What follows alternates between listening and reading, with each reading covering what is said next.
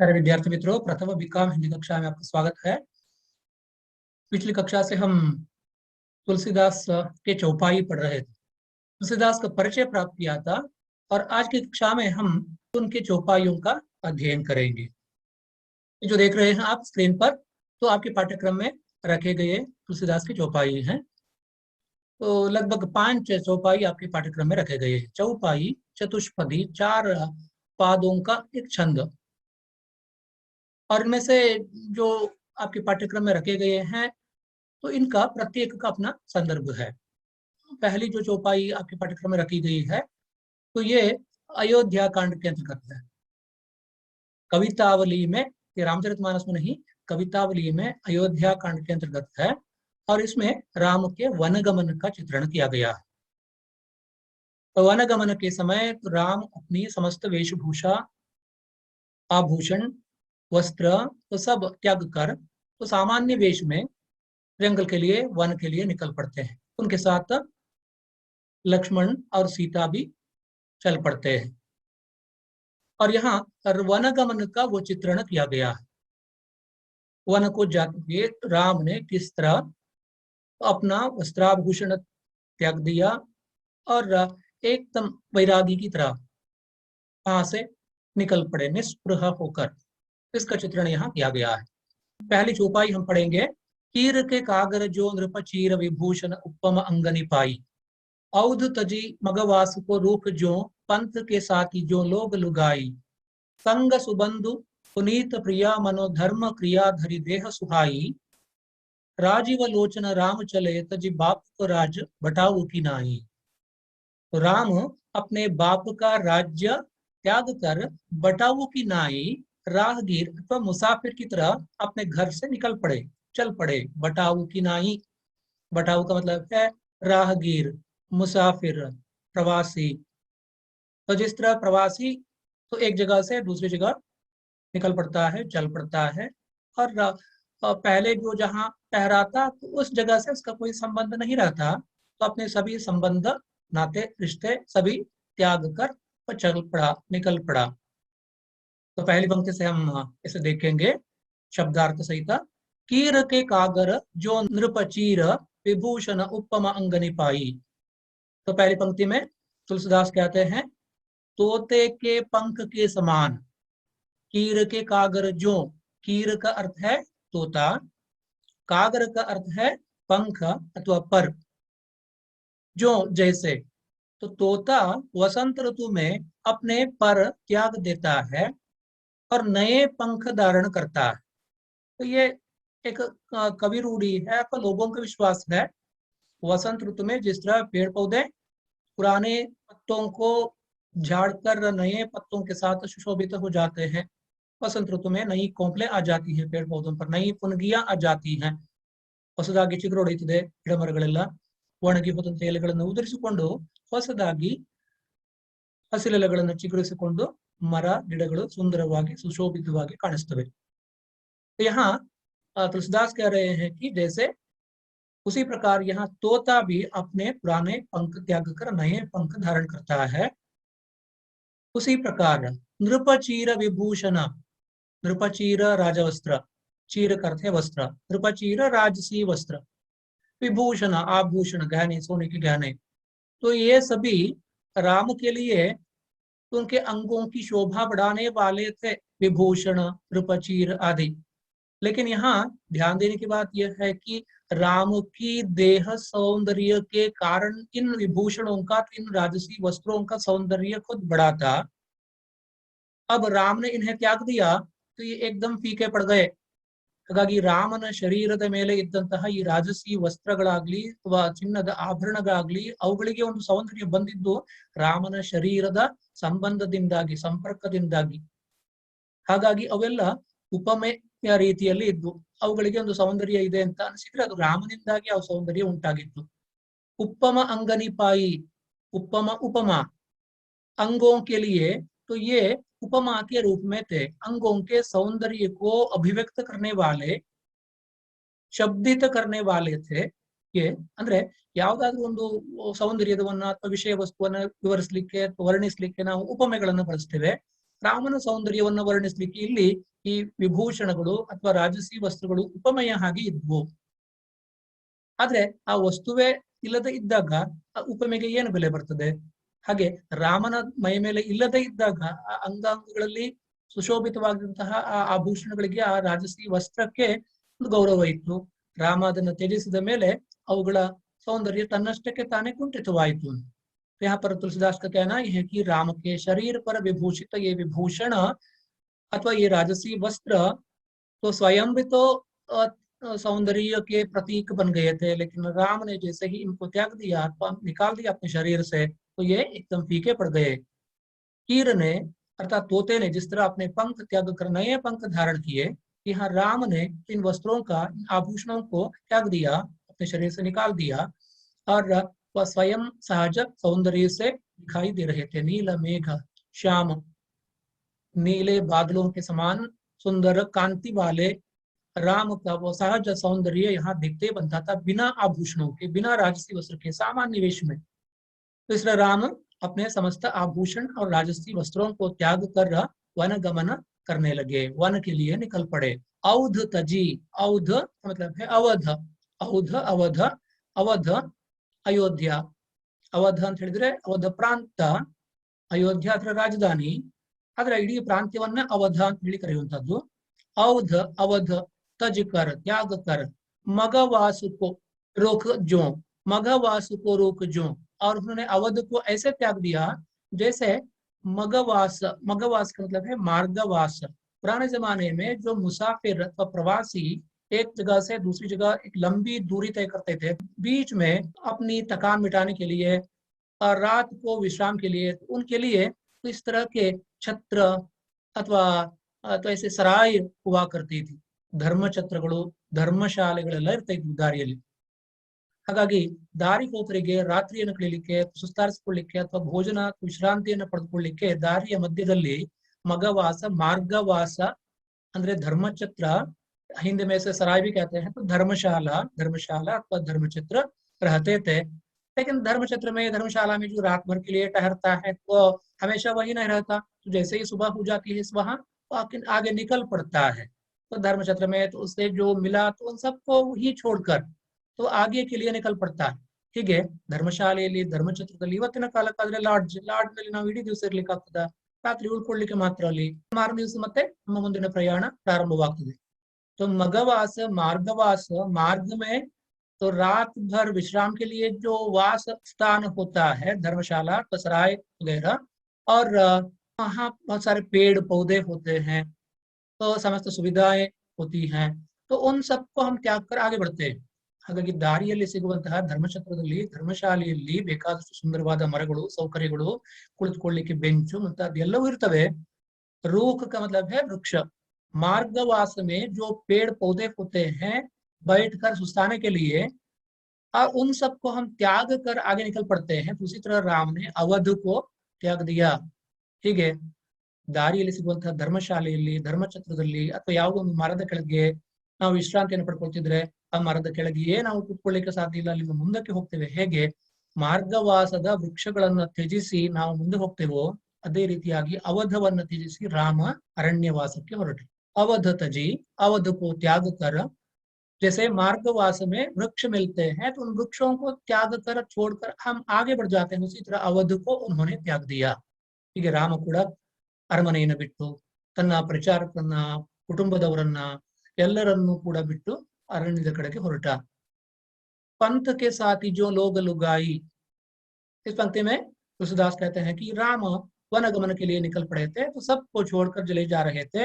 लोग, लुगाई, लोग और लोगों का संबंध, लुगाई का मतलब है संबंध। ಹಾಗಾಗಿ ಜನಗಳು, ಜನಗಳ ಜೊತೆಗಿನ ಸಂಬಂಧ ಎಲ್ಲವನ್ನು ಕೂಡ ಆತ ತ್ಯಜಿಸಿ ಹೊರಟ। ಹೇಗೆ ಅಂತ ಹೇಳಿದ್ರೆ पंथ के साथी, पंथ के साथी का मतलब है हमारे सफर में, यात्रा में, प्रवास में जो हमारे साथ हो जाते हैं, बस में हमारे साथ, हमारी बगल में जो बैठे रहते हैं, जैसे ही तो अपना स्टेशन आ जाए तो वो उतर जाता है, अगर हमारी स्टेशन आ जाए तो हम उतर जाते हैं, हम दोनों भी चढ़ जाते हैं। जब तक बैठे रहते हैं तो उनसे हम बातें कर सकते हैं। ಬಸ್ನ ಪಕ್ಕದ ಸೀಟ್ನಲ್ಲಿ ಕೂತ್ಕೊಳ್ಳುವಂತಹ ವ್ಯಕ್ತಿಯ ಜೊತೆಗೆ ನಾವು ಬೇಕಿದ್ರೆ ಬಸ್ಸಿನ ಒಂದು ಪ್ರಯಾಣದ ಸಮಯದಲ್ಲಿ ಮಾತನಾಡಬಹುದು, ಆದ್ರೆ ಅವನ ಒಂದು ಗಂತವ್ಯ ಸ್ಥಳ, ಇಳಿಯುವ ಸ್ಥಳ ಬಂದ ಕೂಡಲೇ ಆತ ಎಳೆದುಕೊಂಡು ಹೊರಟು ಹೋಗ್ತಾನೆ, अथवा नावे इಳಿದು ಹೋಗ್ತೇವೆ पंथ के साथी, अथवा रास्ते पर हमारे जो सहचर बन जाते हैं, हमारे साथ जो चलते हैं, तो उनको हम छोड़कर आगे बढ़ते हैं, जबकि उनका अपना स्थान आ जाए तो वो वही उतर पड़ते हैं, अगर हमारा ही स्थान आ जाए तो हम उतर जाते हैं। उसी प्रकार पंथ के साथी हमारे रास्ते में जो हमारे साथ आ जाते हैं, तो उन सबको छोड़कर हम आगे बढ़ते हैं। उसी तरह अवध के लोगों को, अपने परिजनों को, अपने पुरजनों को और उनके संबंध को त्याग कर राम निकल पड़े। ಹಾಗಾಗಿ ಅಯೋಧ್ಯೆಯಲ್ಲಿ ತನ್ನ ತಂದೆ, ತಾಯಿ, ಸಹೋದರರು ಮತ್ತೆ ಜೊತೆಗೆ ಕುಟುಂಬದ ಎಲ್ಲ ಸದಸ್ಯರು, ಆಮೇಲೆ ಊರಿನ ಜನರು ಎಲ್ಲರನ್ನೂ ಕೂಡ ಅಥವಾ ಎಲ್ಲರ ಸಂಬಂಧವನ್ನು ಕೂಡ ಕಡಿದುಕೊಂಡು ರಾಮ ಕಾಡಿನ ಕಡೆಗೆ ಹೊರಟ।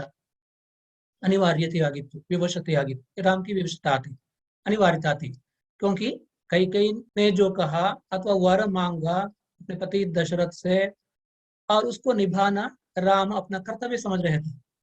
ತಂದೆ ತಾಯಿಗೆ ಕೊಟ್ಟ ಮಾತನ್ನ ನಡೆಸಿಕೊಡುವಂತಹದ್ದು ಮಗನಾದವನ ಕರ್ತವ್ಯ ಅಂತ ಹೇಳಿ ಇದು ರಾಮನ ಒಂದು ಕರ್ತವ್ಯ ಭಾವನೆ।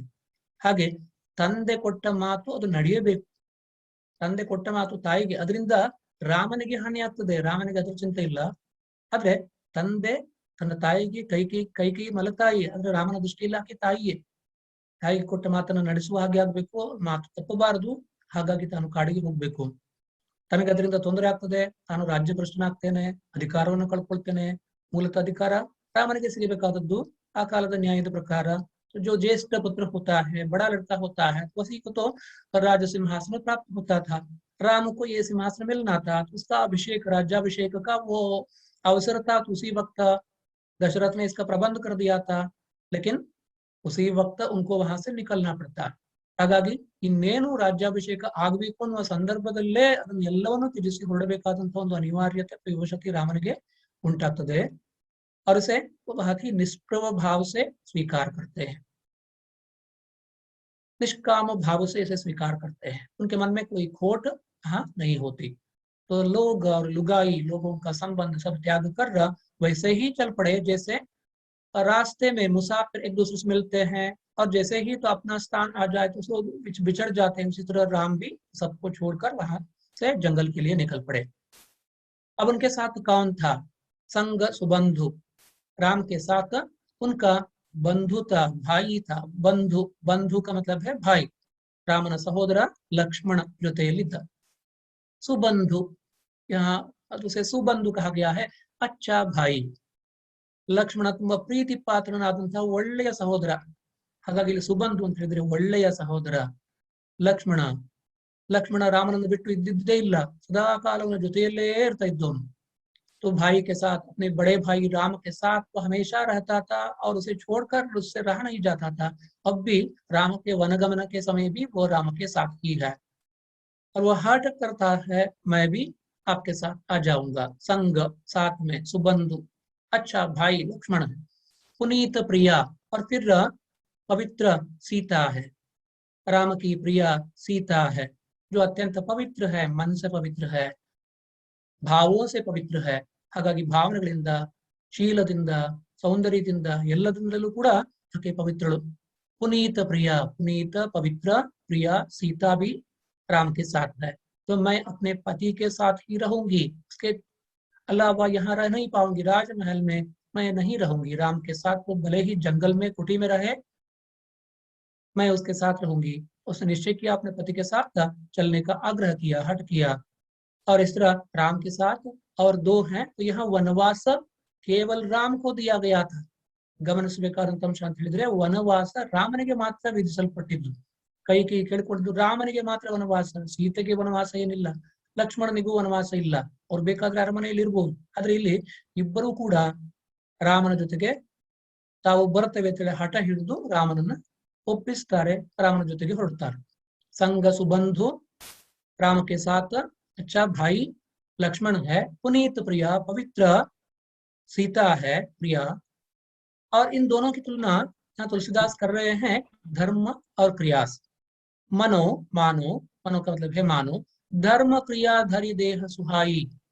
धर्म और क्रिया देह धारण करके सुशोभित हैं। धरि देह सुहाई, देह धारण करके ಸುಹಾಯಿ ಸುಶೋಭಿತ ಹೈ.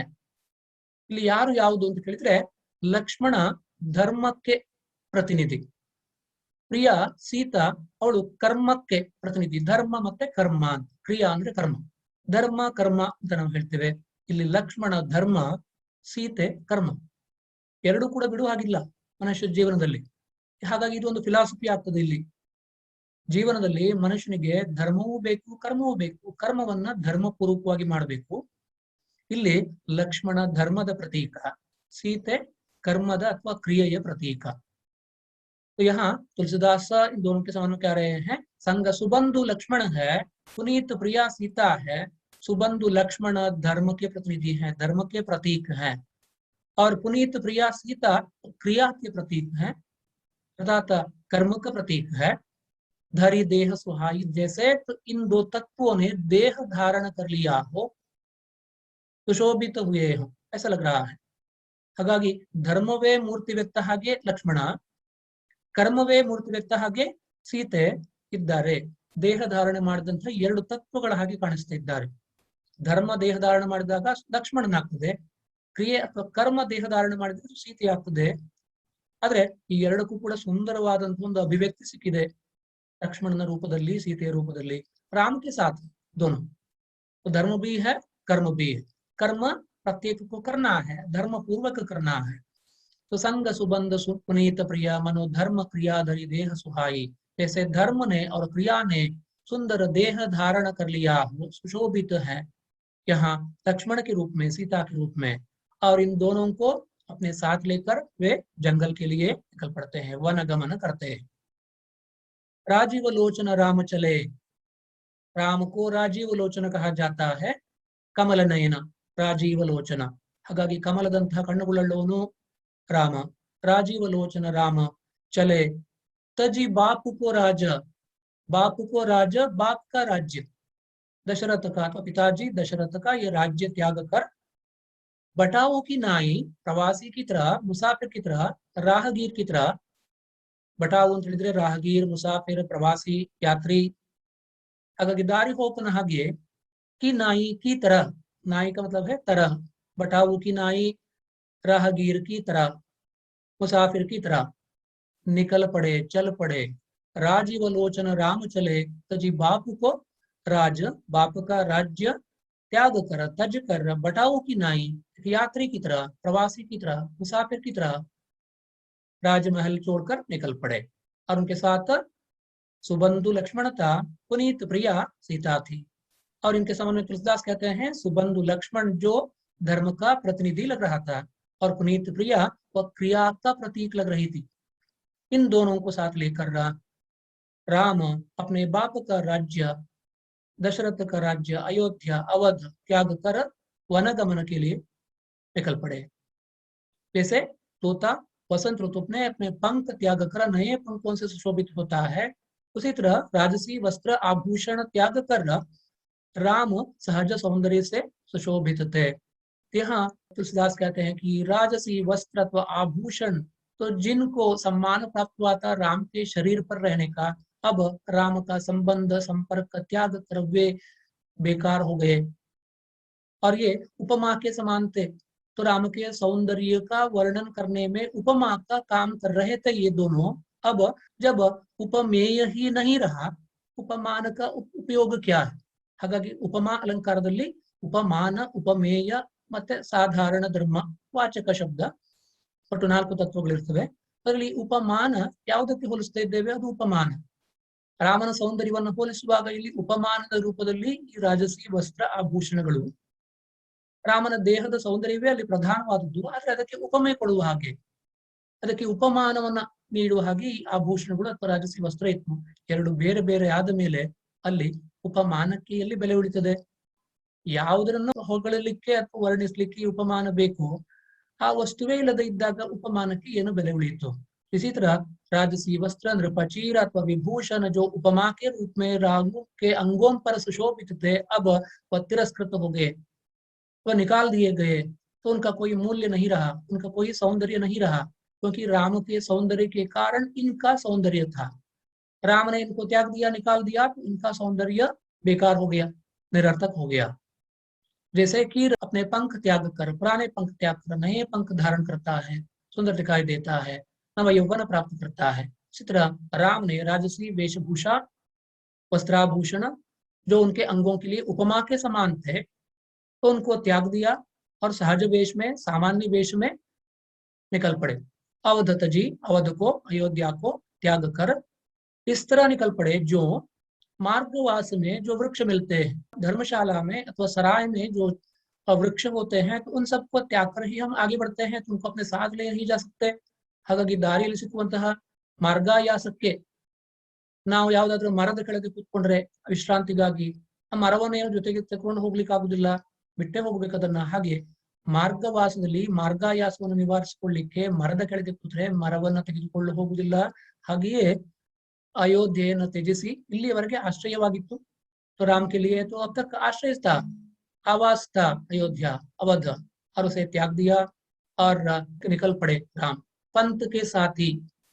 पंथ पर हमारे रास्ते पर जो साथी हमें मिल जाते हैं उनको भी त्याग कर हम अपने लक्ष्य तक पहुंच जाते हैं। लोग और उनका संबंध इसी तरह त्याग कर वह निकल पड़े। अपने साथ सुबंधु, लक्ष्मण, पुनीत प्रिया सीता, इन दोनों को लेकर राम वन के लिए निकल पड़े हैं। अपने सभी परिवार वालों को, परिजनों को, पुरवालों को, पुरजनों को, परिजन पुरजन, परिजन ಅಂತ ಹೇಳಿದ್ರೆ ಕುಟುಂಬದವರು, ಪುರಜನ ಅಂತ ಹೇಳಿದ್ರೆ ಊರಿನವರು, ಎಲ್ಲರನ್ನು ತ್ಯಜಿಸಿ. ಹೇಗೆ ತ್ಯಜಿಸಿದ್ದ ಅಂತ ಹೇಳಿದ್ರೆ ದಾರಿಯಲ್ಲಿ ನಮ್ಮ ಪ್ರವಾಸದಲ್ಲಿ ನಮ್ಮ ಜೊತೆಗೆ ಇರುವಂತಹ ಉಳಿದ ಪ್ರಯಾಣಿಕರ ಹಾಗೆ ಅವ್ರ ಜೊತೆಗೆ ನಮ್ಮ ಸಂಬಂಧ ಎಷ್ಟು ಕಾಲ ಇರ್ತದೆ, ಪ್ರಯಾಣ ಇರುವಷ್ಟು ಕಾಲ ಮಾತ್ರ। तो जब तक हमारा सफर चलता है, यात्रा चलती है, प्रवास होता है, तब तक ही वो हमारे साथ रहते हैं, सह प्रवासी। तो उनको जिस तरह हम छोड़कर निकल पड़ते हैं, आगे जा निकलते हैं, तो उसी तरह अपने परिवार वालों को, अपने पुर वालों को, लोगों को, उनका संबंध लुगाई को त्याग कर राम चल पड़े। लेकिन उनके साथ लक्ष्मण थे और सीता थी। तो लक्ष्मण धर्म के प्रतीक दिखाई देते हैं और पुनीत प्रिया वह कर्म की प्रतीक लगती है। धर्म और कर्म ने यहाँ सुंदर देह धारण किया है, तो ऐसा लगता है। राजीव लोचन राम, कमल नयन राम, तो इस तरह वनगमन के लिए निकल पड़े। तो अपने बाप का राज्य त्याग कर बटाऊ की नाई, प्रवासी की तरह, यात्री की तरह, मुसाफिर की तरह ದಾರಿ ಹೋಕನ ಹಾಗೆ, ಪ್ರವಾಸಿ ಹಾಗೆ, ಪ್ರಯಾಣಿಕನ ಹಾಗೆ ತಂದೆಯ ರಾಜ್ಯವನ್ನು ತ್ಯಜಿಸಿ ಎಲ್ಲರನ್ನೂ ಬಿಟ್ಟು ಕಾಡಿನ ಕಡೆಗೆ ನಡೆದ। ಅವನ ಜೊತೆಗಿದ್ದದ್ದು ಈಗ ಸಹೋದರ ಲಕ್ಷ್ಮಣ ಮತ್ತು पत्नी प्रियतमे सीते मात्र। सुबंधु, लक्ष्मण और पुनीत प्रिया सीता को छोड़कर और कोई उनके साथ नहीं था। इन दोनों को अपने साथ लेकर अपने बाप का, दशरथ का राज्य अवध त्याग कर एक मुसाफिर की तरह निकल पड़े राजीव लोचन राम। इस चौपाई में राम के वनगमन का सुंदर चित्रण किया गया है। राम की निष्प्रहता, निष्काम भाव का चित्रण यहाँ मिलता है। तो किस तरह वह अत्यंत तटस्थ है राम, तो अपने बाप का, अपने पिताजी का वाक्य रखना था, उनका वचन निभाना था। ಹಾಗಾಗಿ ತಂದೆ ತಾಯಿಗೆ ಕೊಟ್ಟಂತಹ ಮಾತನ್ನ ನಡೆಸಿಕೊಳ್ಳುವಂತಹದ್ದು ಪ್ರತಿಯೊಬ್ಬ ಮಗನ ಕರ್ತವ್ಯ ಅಂತ ಹೇಳಿ ಭಾವಿಸಿದಂತ ರಾಮ ಪಿತೃವಾಕ್ಯ ಪರಿಪಾಲನೆ ಅದನ್ನು ಕರ್ತವ್ಯ ಅಂತ ಭಾವಿಸಿ ರಾಮ ಕಾಡಿಗೆ ಹೊರಡ್ತಾನೆ। ನಿಜವಾಗಿ ರಾಜ್ಯಾಧಿಕಾರ ರಾಮನಿಗೆ ಇದ್ದದ್ದು, ಆದ್ರೂ ಕೂಡ ತಾಯಿಯ ಮಾತನ್ನು ನಡೆಸಿಕೊಡ್ಲಿಕ್ಕಾಗಿ ಅವನು ಅದನ್ನು ಬಿಟ್ಟು ಹೋಗ್ತಾನೆ। एक आदर्श है राम का, ये आदर्श। ठीक है विद्यार्थी मित्रों, हम दूसरी चौपाई देखेंगे और ये चौपाई रामचरितमानस के अंतर्गत है और इसमें शबरी प्रसंग, शबरी प्रसंग आप जानते हैं। तो ये जो अलग अलग चौपाइयां हैं, तो इनके प्रसंग का संदर्भ भी अलग अलग हैं। ये जो चौपाई है इसका प्रसंग रामचरितमानस के अंतर्गत शबरी प्रसंग है। शबरी एक वनवासिनी थी, ಶಬರ ಜಾತಿ की थी। ಶಬರ ವ್ಯಾಧ ಬೇಡರ ಜಾತಿಯ ಅಥವಾ ಒಂದು ಕೆಳ ಜಾತಿಯ ಕಾಡಿನಲ್ಲಿ ವಾಸ ಮಾಡುವಂತಹ ಬೇಡರ ಜಾತಿಗೆ ಸೇರಿದವಳಾಗಿದ್ಲು शबरीन। तो वृद्धा थी और राम के प्रति उसके मन में बड़ा प्रेम था, भक्ति थी और वो इंतजार कर रही थी, राम का इंतजार कर रही थी एक लंबे समय से। तो दीर्घावधिಯಿಂದ आके ರಾಮನಿಗೋಸ್ಕರ ಕಾಯ್ತಾ ಇದ್ಲು, राम का इंतजार कर रही थी, राम की प्रतीक्षा कर रही थी, राम आएगा। और वह राम की सेवा, शुश्रूषा, उपचार करना चाहती है। उसके प्रति उसके मन में अपार भक्ति है। शबरी की भक्ति यहाँ चित्रित की गई है। इस चौपाई में वनवासिनी शबरी, शबर जाति की एक वृद्धा स्त्री और राम के प्रति उसके मन में जो परम प्रेम है, भक्ति है, तो उसका चित्रण यहाँ हमें मिलता है। राम शबरी से मिलते हैं, जो शबरी उसका इंतजार कर रही है लंबे समय से, और उसकी आंखों का प्रकाश भी मंद पड़ गया है, ठीक से दिखाई नहीं देता। तो यह शबरी की कहानी हम जानते हैं कि वो बेल के फलों को संग्रह करती है राम के लिए। ರಾಮನಿಗೋಸ್ಕರ ಬೇಲದ ಹಣ್ಣುಗಳನ್ನು ಸಂಗ್ರಹಿಸಿಡ್ತಾ ಇದ್ಲು ಪ್ರತಿದಿನ. ಇವತ್ತು ಬರ್ತಾನೆ ಅಂತ ಹೇಳಿ ಪ್ರತಿ ಕ್ಷಣ ಕಾಯ್ತಾ ರಾಮನ ಬರ್ತಾನೆ ಅಂತ ಹೇಳಿ ಒಂದೇ ಒಂದು ದಿವಸವೂ ಕೂಡ ಅವಳು ತಡ ಮಾಡಿದ್ದಿಲ್ಲ. ಕಾಡಿನಿಂದ ಬೇಲದ ಹಣ್ಣುಗಳನ್ನು ತಂದು ಆ ಬೇಲದ ಹಣ್ಣುಗಳನ್ನ ರಾಮನಿಗೋಸ್ಕರ ಸಂಗ್ರಹಿಸಿಡ್ತಾ ಇದ್ವಿ. ನಾಳೆಗೆ ಅವು ಕೆಟ್ಟು ಹೋಗ್ತವೆ, ನಾಳೆ ಮತ್ತೆ ಪುನಃ ಬೇಳೆಗೆ ಬೇರೆ ಹೊಸ ಹಣ್ಣುಗಳನ್ನ ತಂದಿಡ್ತಾ ಇದ್ವಿ. ಪ್ರತಿದಿನ ಹೀಗೆ ಬೇಲದ ಹಣ್ಣುಗಳನ್ನು ಸಂಗ್ರಹಿಸಿ ತಂದಿಡುದು, ಜೊತೆಗೆ ಅವುಗಳು ರುಚಿಯಾಗಿರ್ಬೇಕು, ಹುಳಿಯಾಗಿರಬಾರ್ದು, ಸಿಹಿಯಾಗಿದೆಯಾ ಅಂತ ಹೇಳಿ ನೋಡ್ಲಿಕ್ಕೆ ಸ್ವಲ್ಪ ಕಚ್ಚಿ उसका स्वाद लेकर चख कर वो स्वाद लेती थी और ये परख करती थी, उसकी परीक्षा करती थी कि वह मीठे फल हैं या कड़वे हैं। तो ये जानने के लिए तो वो उन्हें थोड़ा चखती और उन्हें अलग करती, मीठे फलों को अलग करके रखती। प्रतिदिन उसका यही काम था, वह निरंतर राम की प्रतीक्षा कर रही थी। ऐसी भक्ति न शबरी से राम मिलते, तो राम को वो बेल के फल खिलाती है, राम का उपचार करती है, उसकी सेवा शुश्रूषा करती है। राम के प्रति उसके मन में अपार प्रेम है, भक्ति है। और उस वक्त राम से वो उपदेश मांगती है। वह समझती है कि राम भगवान के अवतार हैं, ರಾಮ ಭಗವಂತನ ಅವತಾರ ಅಂತ ಹೇಳಿ ಅವಳು ಭಾವಿಸಿದ್ದಾಳೆ. ಹಾಗೆ ರಾಮನ ಹತ್ರ ಏನಾದ್ರೂ ಉಪದೇಶವನ್ನ, ಮುಕ್ತಿ ಮಾರ್ಗವನ್ನ ಹೊಂದಲಿಕ್ಕೆ ಯಾವ ಉಪದೇಶ ತನಗೆ ಉಪಯುಕ್ತವಾದೀತು ಅಂತ ಹೇಳಿ ರಾಮನ ಹತ್ರ ನಿವೇದನೆ ಮಾಡ್ಕೊಳ್ತಾಳೆ उपदेशकागी। राम उसे कुछ कहते हैं, उपदेश देते हैं, तो उसे माँ ही पुकारते हैं राम। ಹಾಗಾಗಿ ಶಬರಿಯನ್ನ ವಯಸ್ಸಾದಂತಹ ತಾಯಿಯಾಕೆ ಹಿರಿಯಳು ರಾಮ ಆಕೆನ ತಾಯಿ ಅಂತಾನೆ ಸಂಬೋಧಿಸ್ತಾನೆ, उसे माँ कहकर पुकारते हैं। और फिर भी वो वनवासिनी है, एक औरत है, और वह भी तो निचली जाति की है, शबर जाति की है, व्याध जाति की है।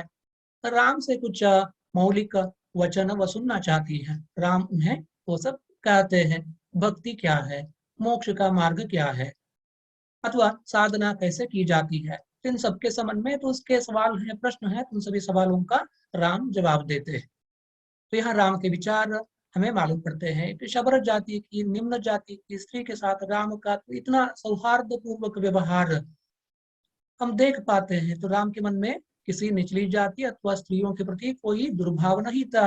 इसे प्रमाणित करने वाले बहुत सारे प्रसंग रामायण में हमें मिलते हैं। तो राम पर यूं ही बेकार में कोई शिकायत न करे। तो यहाँ पर शबरी को वो कुछ ऐसे फिलॉसफी अथवा दर्शन की बातें, साधना संबंधी विचार सुनाते हैं। जो पाए हम पढ़ेंगे, जाति पांति कुल धर्म बढ़ाई, धन बल परिजन गुण चतुराई, भगति हीन नर सोहई कैसा, बिनु जल बारिद देखियो जैसा, नवधा भक्ति कहूँ तो ही पाई, सावधान सुनो धरु मन माही, प्रथम भगति संतन कर संगा, दूसरी रति मम कथा प्रसंगा। तो राम शबरी को भक्ति मार्ग के वो सभी लक्षण बता रहे हैं। ಹಾಗಾಗಿ ಭಕ್ತಿ ಮಾರ್ಗ ಅಂತ ಹೇಳಿದ್ರೆ ಹೇಗೆ, ಸಾಧನೆ ಅಂತ ಹೇಳಿದ್ರೆ ಹೇಗೆ ಮಾಡಬೇಕಾದದ್ದು ಅನ್ನೋ ಬಗ್ಗೆ ತಿಳುವಳಿಕೆಯನ್ನು ಕೊಡ್ತಾ ಇದ್ದಾನೆ ಶಬರಿಗೆ.